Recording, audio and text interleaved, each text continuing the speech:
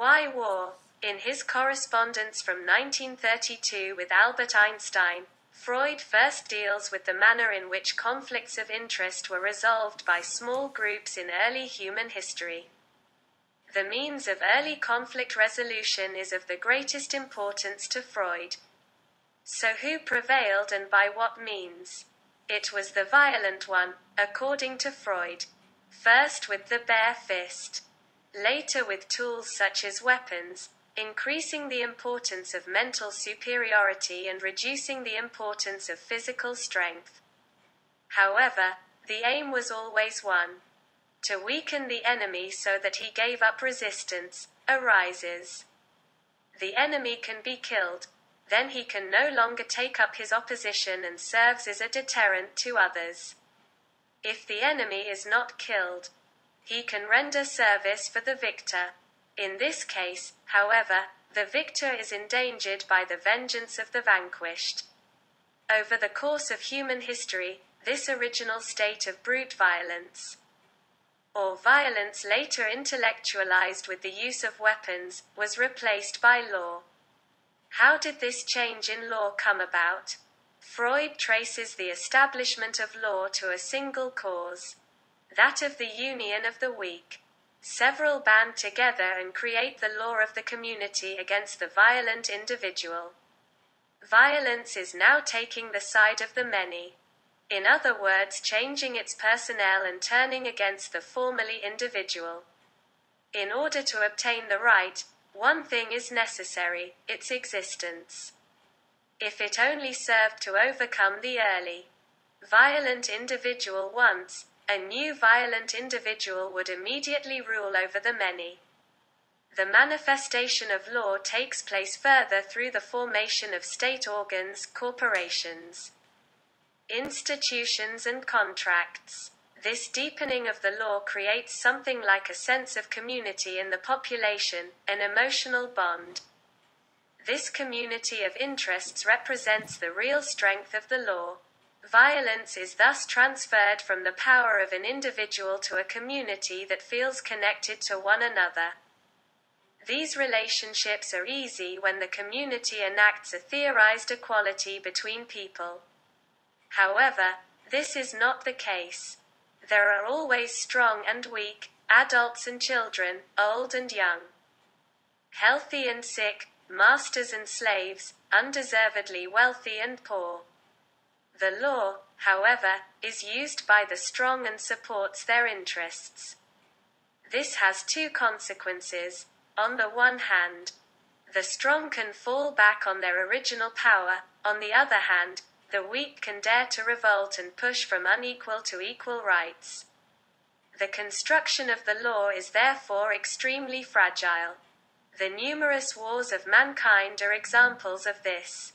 War can only be prevented if central authority is transferred to a single body that decides on conflicts of interest.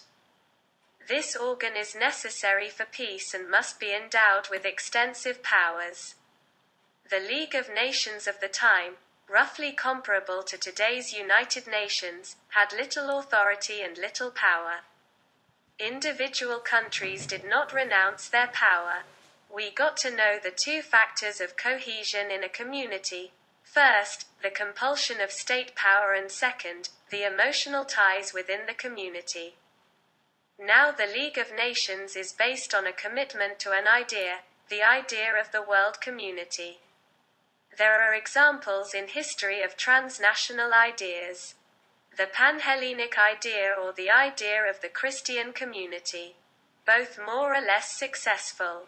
The problem today, however, is that the idea of the nation far surpasses the idea of the world community. Today there is no unifying authority of a world idea. On the contrary, the idea of nationalism causes the world community to crumble. Up to this point, in his letter to Einstein, Freud dealt with aspects of conflict resolution between people, thus referring to intersubjective scenarios. He now enters into the inner psychic nature of man, into the human drive to hate and destroy, which makes it possible to explain man's enthusiasm for war. In this sense, Freud briefly explains the psychoanalytic theory of drives. In this, two types of drives are assumed. One that seeks union in the very sense of Platonic eros and which is called the erotic or sexual drive. At this point, Freud understands sexual as a kind of overstretching of the popular understanding of sexuality. Other instincts, however, want to destroy or kill. We call these in their bundling the aggressive or destructive drive. Actually, this is only a theoretical transfiguration of the antithesis of love and hate, which is analogous to the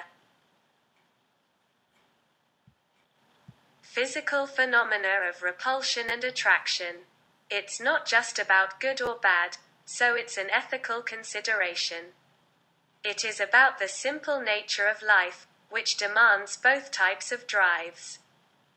The life instinct and the destruction instinct. Because no drive can exist without the other, every drive is connected to the other, is alloyed. For example, the instinct of self-preservation is certainly erotic in nature, but requires the instinct of aggression to achieve its intentions. And in love, mastery of the loved object is essential. The love instinct requires the mastery instinct. But it gets even more complicated. Rarely can an action be traced back to an instinctual impulse. It takes multiple motives to act. The physicist Georg Christoph Lichtenberg recognized this when he invented the motif rose. The term motive rose is borrowed from the wind rose, which improved the spatial orientation of humans on Earth and includes up to 32 directions. Lichtenberg thought that the motive situation of man is just as comprehensive. That is to say, men's call for war meets with a number of accommodating motives, noble and base, professed and silent. The desire for destruction is certainly among them. This also explains the atrocities in human history. The fact that destruction is experienced as pleasurable promotes its activation. Is the destructive drive present in every human being, and what does it actually want? Yes, we all carry it, and it drives organic life to its decay, to the state of inanimate matter. That is why we also call it the death drive in contrast to the erotic life drive. If the death instinct turns outwards, it becomes the destructive instinct and leads to the damage or death of the other person. The living being, so to speak, preserves its own life by destroying that which is alien. However, a proportion continues to be directed against oneself, for example in tormenting feelings of guilt. Damage to another person can therefore relieve the individual in his bad conscience.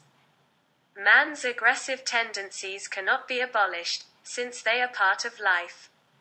So we can't just eliminate them. But there is one thing we can do. We can try to distract it so that it does not have to find expression in war. If the destructive drive rears up in its readiness for war, it makes sense to invoke its opponent, eros, the life drive. What does it mean to create emotional bonds? Attachments is with a loved one, but without sexual interests. Easier said than done. However, emotional attachment can also occur through identification. This means making people aware of their commonalities and similarities.